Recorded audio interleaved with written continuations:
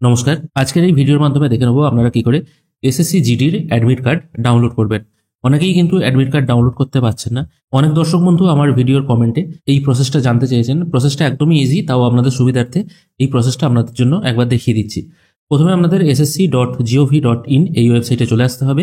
এখানে আসার পর আপনাদেরকে লগ ইন বা রেজিস্টার অপশনে ক্লিক করতে হবে। এরপর ইউজার নেমের জায়গায় আপনাদের যে রেজিস্ট্রেশন নাম্বারটি আছে সেটা ফর্মের ওপরই লেখা থাকবে, সেটা পুট করবেন। তারপর পাসওয়ার্ডটা পুট করে এখানে যে ক্যাপচাটা আছে সেটা ফিল করে লগ ইন করবেন।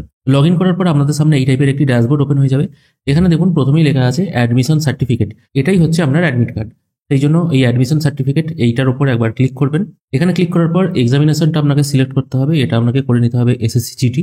আর এক্সামিনেশন ইয়ার যেটা আছে এটাকে আপনাকে 2025 রাখতে হবে। তারপর চেক স্ট্যাটাস অপশনে ক্লিক করতে হবে। এখানে ক্লিক করলেই দেখতে পাচ্ছেন আপনার রোল নাম্বার, এক্সাম ডেট, কোন শিফটে পরীক্ষা আছে সবকিছু এখানে চলে এসছে। এরপর ডাউনলোড করার জন্য অ্যাডমিটটা আই উইলের পাশে যে চেকবক্সটা আছে এটা একবার চেক দিয়ে ডাউনলোড অ্যাডমিশন সার্টিফিকেট এই অপশনটার উপর একবার ক্লিক করতে হবে। তারপর প্রসিড টু ডাউনলোড এই অপশনটা আরেকবার ক্লিক করবেন। এখানে ক্লিক করলেই আপনার যে অ্যাডমিটটা আছে সেটা কিন্তু ডাউনলোড হয়ে যাবে। এটা 4 পাতার একটা পিডিএফ আছে। পরীক্ষা হলে যাওয়ার সময় এটাকে কালার প্রিন্ট আউট করে আপনাকে নিয়ে যেতে হবে। এইভাবেই কিন্তু আপনারা খুব সহজ প্রসেসে এসএসসি জিডির অ্যাডমিট কার্ড ডাউনলোড করতে পারবেন। অনেকেরই ডাউনলোড করতে অসুবিধা হচ্ছে, অ্যাডমিশন সার্টিফিকেট এই কথারই লেখা আছে, অনেকে বুঝতে পারছেন না।